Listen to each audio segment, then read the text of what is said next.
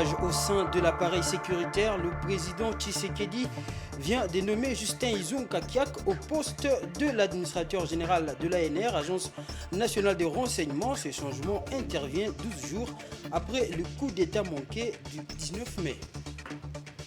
Et puis à l'international, pour la transformation structurelle de son économie, le Cameroun se dote d'une stratégie nationale de développement de son secteur financier. Sa mise en œuvre s'étend de 2024 à 2030.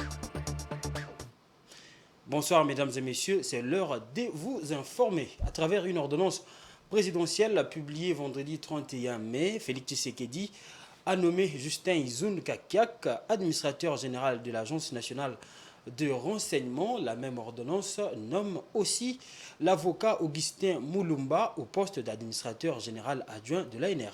De plus amples détails avec Dieudonné Bonali.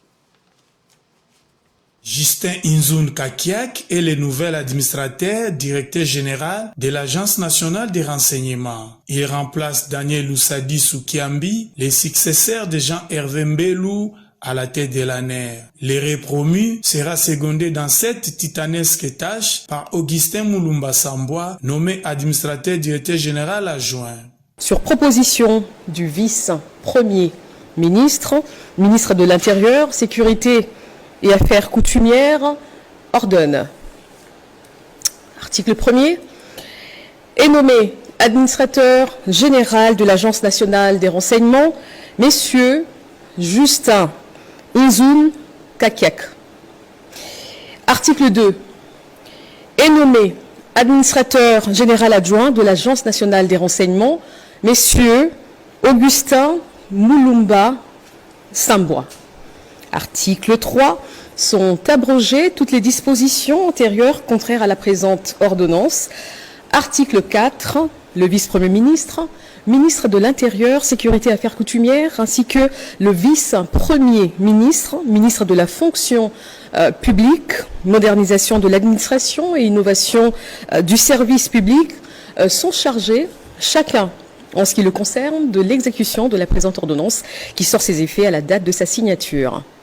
Fait à Kinshasa, le 24 mai 2024, Félix Antoine Tshisekedi Tshilombo, président de la République, pour le vice-premier ministre, M. Peter Kazadi Kankonde, pour copie certifiée conforme à l'original, Kinshasa, le 24 mai 2024, le cabinet du président de la République, Guilain Nyembo Bouizia, directeur de cabinet. Justin Izung Kakiak a occupé jadis ce même poste d'administrateur de mars 2019 à décembre 2021 et depuis le 31 mai 2024. Avant sa nomination, Justin Izung Kakiak occupait le poste d'ambassadeur extraordinaire et plénipotentiaire de la République démocratique du Congo au Congo-Brazzaville. Par cette nomination, le président Tshisekedi souhaite que l'ANR présente un visage plus humain et améliore davantage son image de marque d'agence gouvernementale dans les secteurs de la sécurité devant les critiques des personnes et organisations dont Human Rights Watch. Ce changement à la direction de l'ANR intervient environ 2 semaines après la tentative de coup d'État perpétrée par le groupe de Christian Malanga. Après une fusillade à la résidence de Vital Kamerhe, ce dernier avait investi pendant quelques minutes le palais présidentiel avant d'être maîtrisé par la garde républicaine dimanche 19 mai.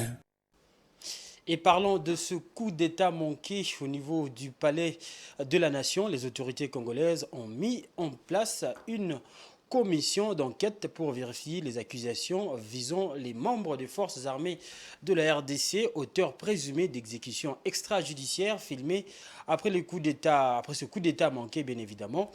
Un procès sera ouvert incessamment après ces enquêtes qui sont en phase de bouclage.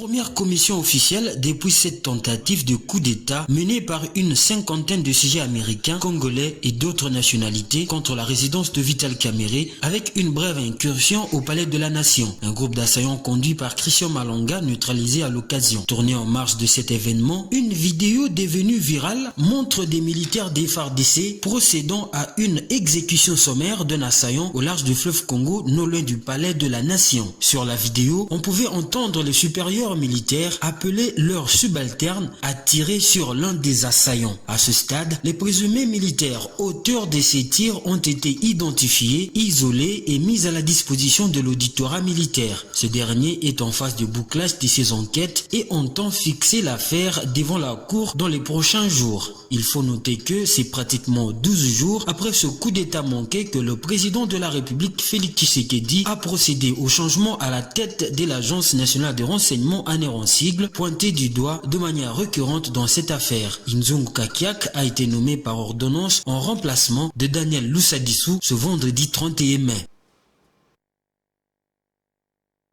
Secteur. Quelques heures après la publication du gouvernement, les frustrations se sont déjà exprimées au sein de la coalition majoritaire au Parlement. D'un côté, les provinces non représentées et de l'autre côté, des regroupements ayant le nombre requis d'élus et non reçus en revanche 0 poste ministériel.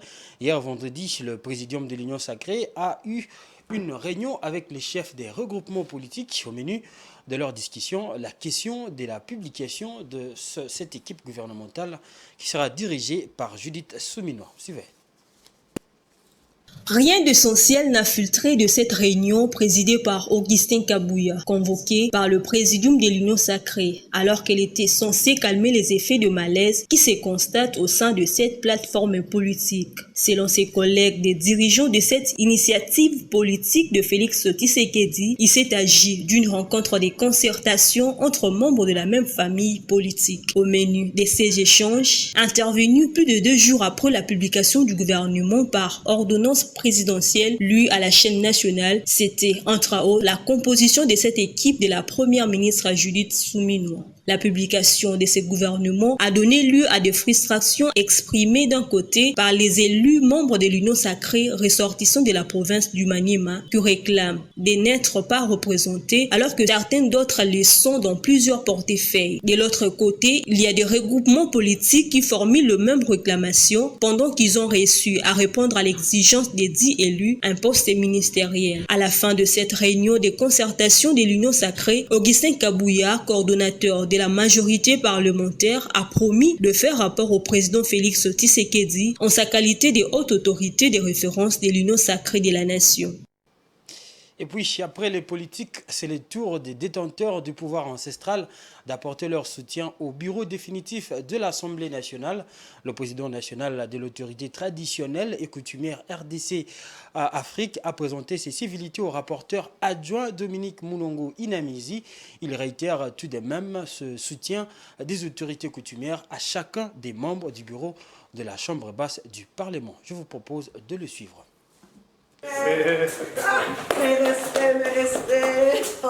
C'est en sa qualité d'authentique princesse de Baïké, d'une part, et de l'autre, honorable rapporteur adjoint de l'Assemblée nationale, Dominique Moulongo Inamizi, a eu le privilège de recevoir dans son confort de travail du Palais du Peuple Sa Majesté Mfumu Difinantino, ayant dans sa suite leur vénérable chef coutumier, reine et princesse, venus présenter les civilités. Sa Majesté Mfumu a, au nom du Conseil supérieur de l'autorité traditionnelle et coutumière CONATC RDC Afrique, félicité l'honorable rapporteur adjoint pour ses fonctions politiques, fonctions qu'elle devra exercer sous la lumière des valeurs royales. Parce que pour nous, c'est une joie, c'est un honneur, c'est un plaisir. Parce que nous la connaissons comme une détentrice du combat royal, de la royauté, et de la royauté de Moussiri. Ce qui est le plus important pour nous, c'est de l'encourager en tant que princesse et lui rassurer qu'elle a l'accompagnement de l'autorité coutumière, de princesse et de reine. Elle est aujourd'hui élue autour d'un parti politique. Mais sa campagne a été beaucoup plus misée sur sa fondation. Sa campagne a été beaucoup plus misée sur les œuvres qu'elle a toujours eu à faire. Elle les a toujours tenues comme une princesse. Et donc, puisque sa vertu de princesse l'a relevée, aussi l'accompagnement de nous-mêmes est là. Pour nous, elle doit être une fierté autour de ces cabinets que pilote le président Kamere, qu'on sente la présence de la royauté. Voilà. Par ailleurs, la Moïne Nagazi, gardien des traditions coutumières, Dominique Moulongo Inamizi reste engagé dans la promotion des valeurs coutumières pour l'encadrement de princesses. Et puis on va prendre cette brève après l'arrêt de la Cour constitutionnelle rendu public ce vendredi annulant la réorganisation de l'élection de gouverneur au Congo central. La CENI a dans un communiqué publié ce samedi pris acte de la décision de la Haute Cour et annule par conséquent la réorganisation de ces scrutins prévus pour le 7 juin. Cet arrêt de la Cour constitutionnelle a ainsi annulé la décision du Conseil d'État du 24 mai 2024 qui lui aussi avait frappé de nullité l'élection du 29 mai qui a proclamé Grace Bilolo gouverneur. Par conséquent, Grace Bilolo est confirmé gouverneur au détriment de son challenger Guy Bandou.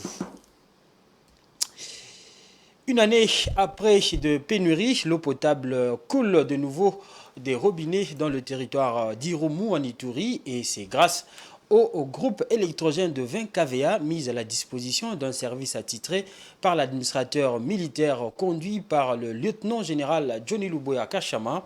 Cette nouvelle est un ouf de soulagement pour la population de ce coin du pays. Nous sommes ici en territoire d'Irumu. Le village fantôme, les incendies de véhicules et leurs marchandises, les embuscades ponctuées à une criminalité aiguë, les enlèvements et règlements de comptes laissent désormais place au développement endogène et exogène depuis que les forces armées ont restauré l'autorité de l'État. Aujourd'hui, fini le calvaire de la population du chef-lieu du territoire d'Irumu. L'eau potable coule à nouveau dans les robinets de la régie des eaux. La dotation de ces groupes électrogènes de 20 kVA avec 28 chevaux est l'œuvre du commandant des opérations et gouverneur militaire de l'Ituri, le lieutenant-général Luboyanka Johnny. L'administrateur militaire d'Irumu renseigne que l'exécutif provincial a tenu sa promesse faite lors de sa dernière itinérance à Irumu. Ces derniers jours sont caractérisés par les inaugurations. Et cela n'est qu'un avague. Nous avons connu une pénurie d'eau d'une année. Le gouverneur a attendu vos pleurs et a tout disposé. Plus question de puiser de l'eau sur de longues distances. Nous disons merci à l'autorité. Le chef de la chefferie de Mobala ainsi que la population locale remercie le gouverneur militaire pour sa promesse tenue. L'eau, c'est la vie. Aux gens qui veulent obtenir la fin de l'état de siège, nous leur demandons plutôt d'évacuer. Car si aujourd'hui sommes revenus à Irumu, c'est grâce à l'état de siège. Aujourd'hui, le gouverneur Luboya vient de nous octroyer un générateur. Ça prouve qu'il est attentif à nos cris d'alarme avec des solutions. Je suis contente parce que nous avons à présent de l'eau. Merci au gouverneur, que Dieu lui bénisse. Notons que le fait de voir l'eau potable couler à nouveau vient s'ajouter aux nombreux efforts dont la reconstruction des structures sanitaires et scolaires à cette période de l'état de siège dans le cadre de PDL 145 territoires, faisant ainsi du territoire d'Irumu un oasis de paix où les beaux vivres ne présagent aucun doute. Et puis, autre chose dans l'actualité, chaque 1er juin, le monde célèbre la journée mondiale du lait. Le but de cette journée est de favoriser une prise de conscience des bienfaits de cet or blanc qu'est le lait. D'après le docteur Hugues Maélé, le lait contient plusieurs vitamines et minéraux, dont le calcium et la vitamine D, qui sont essentiels au maintien de la santé des os. Les plus grands consommateurs de cet or blanc sont les enfants avec 85%. Suivez ce récit de Maryse Boleli. 1er juin, journée mondiale du lait, une journée initiée par l'ONU, en l'occurrence ici par la FAO. Le but de cette journée est de favoriser une prise de conscience de bienfaits de cet or blanc que le lait. Dans le monde, les meilleurs consommateurs du lait sont les enfants avec 85% et les adultes 57% selon l'Organisation mondiale de la santé. Il existe plusieurs sortes de lait, le lait infantile, le lait maternel et le lait de vache. L'objectivité oblige tout de même à reconnaître que cette journée est importante, bien que très peu connue. Cependant, le lait a plusieurs bienfaits sur la santé, comme l'explique le docteur Hugues Maélé. Le lait possède beaucoup de vertus qui ne sont pas encore toutes connues, ce qui fait que le lait soit une source d'énergie très importante parce qu'il procure les protéines, les lipides, les glucides, il apporte des minéraux et il apporte aussi certaines vitamines. Et parmi les minéraux qu'il apporte, nous voyons que le lait est une très grande source de calcium. Le calcium, c'est vraiment un composé important dans l'ossification, ce qui fait que les enfants qui boivent beaucoup de l'eau ont une très bonne croissance par rapport à leurs os. Ils n'auront pas de problème de fracture facilement. Et ce calcium même va jouer un très grand rôle aussi dans la prévention de certaines maladies cardiovasculaires. Le même lait va nous procurer des lactoses. Le même lait va nous procurer d'autres minéraux et d'autres vitamines comme la vitamine D qui est d'une grande importance en permettant le calcium à se fixer au niveau des os.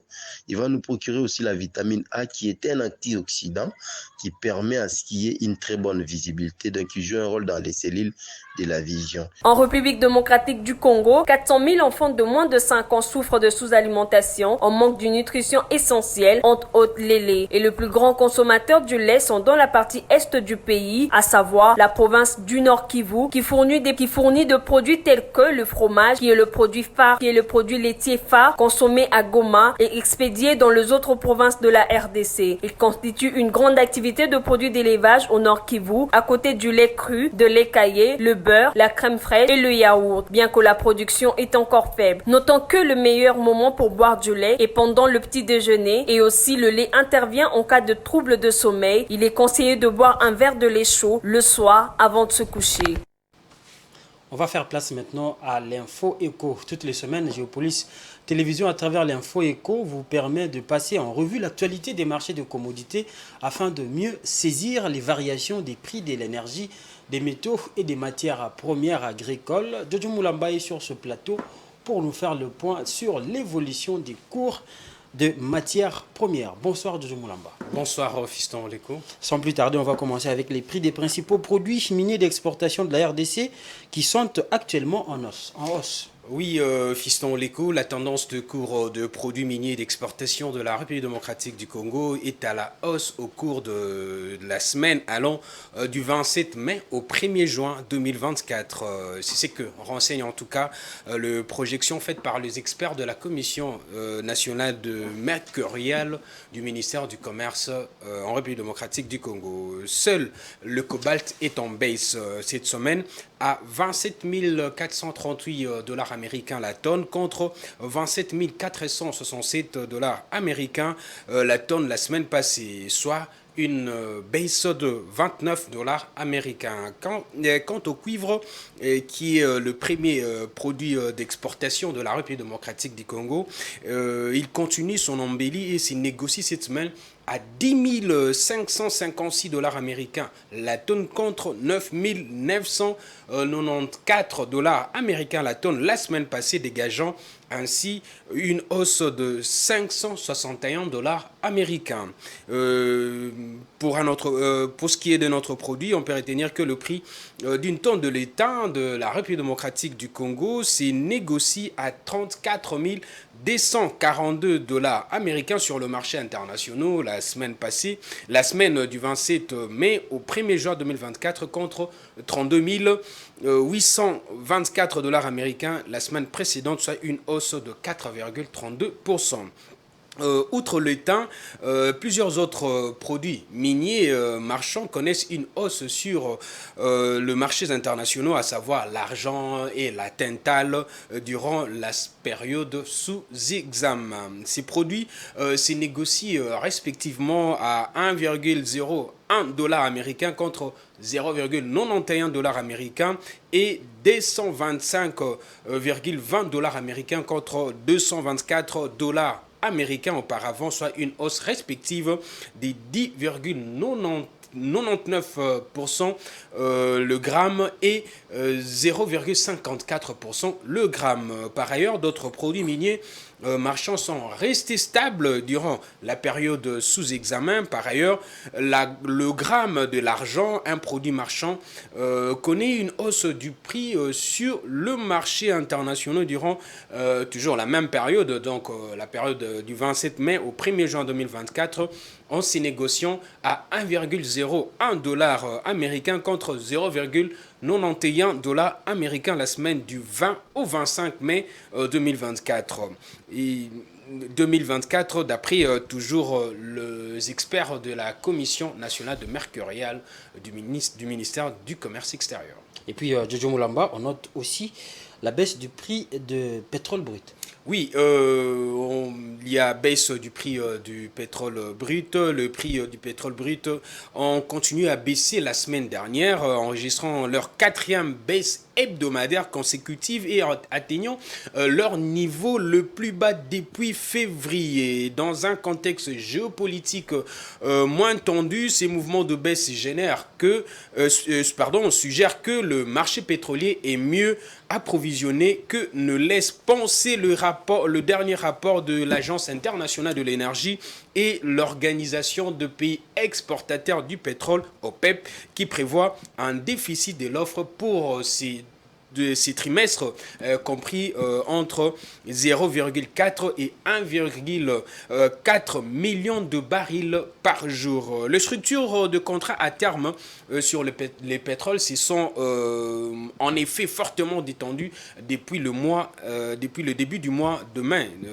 L'écart entre les deux premiers contrats du Brent n'est plus que de 0,20 $ américains le baril, au plus bas depuis janvier. Les écarts de prix entre le contrat le plus proche et ceux dont l'échéance est de 6 mois et un an ne sont plus que de 2,5 $ américains et 4,5 $ américains le baril, respectivement, alors qu'ils étaient presque 2 fois plus élevés au début du mois d'avril. Voilà, c'est la fin de cette info écho. Merci à vous, c'est la Jojo Moulamba, d'être passé. Oui, merci et on se retrouve la semaine prochaine avec le même plaisir. Voilà, merci. C'est la fin de l'info écho. Mesdames et messieurs, on va faire place à la page internationale.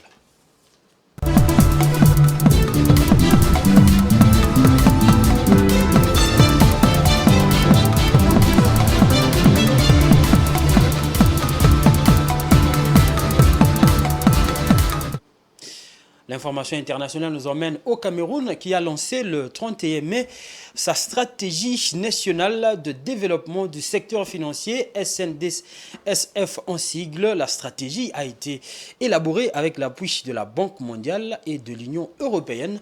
La mise en œuvre s'étend sur la période 2024-2030.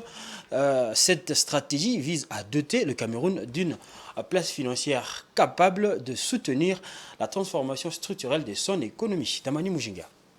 Le Cameroun d'une place financière capable de soutenir la transformation structurelle de son économie, le Cameroun a procédé le 31 mai 2024 à la mise en œuvre de sa stratégie nationale de développement du secteur financier. Concrètement, il s'agit au travers de ce dispositif d'améliorer la contribution du secteur financier à la croissance économique, au relèvement du niveau de vie des populations et à la promotion du développement de l'entrepreneuriat au Cameroun. D'après le Comité national économique et financier du Cameroun, la mise en œuvre de la SNDSF permettra d'obtenir un gain de croissance annuel supplémentaire de 2,3%. Elle devrait aussi, selon la même source, permettre de générer des recettes budgétaires additionnelles de 105 milliards de francs CFA par an, soit à 630 milliards de francs CFA sur la période 2025-2030. De ce fait, cette stratégie est présentée par ses initiateurs comme un game changer en matière de croissance économique. Si ces objectifs sont atteints selon le ministre des Finances camerounais, la stratégie devrait remettre le Cameroun sur la trajectoire de l'émergence dans la perspective de devenir un pays à revenus intermédiaires de la tranche supérieure. Rappelons que cette stratégie est annoncée alors que la stratégie nationale de développement SND 30, lancée en juillet 2020, s'est fixée pour objectif d'atteindre une croissance moyenne de 8% entre 2020 et 2030. Le taux de croissance du PIB est projeté à 4,3% en 2020.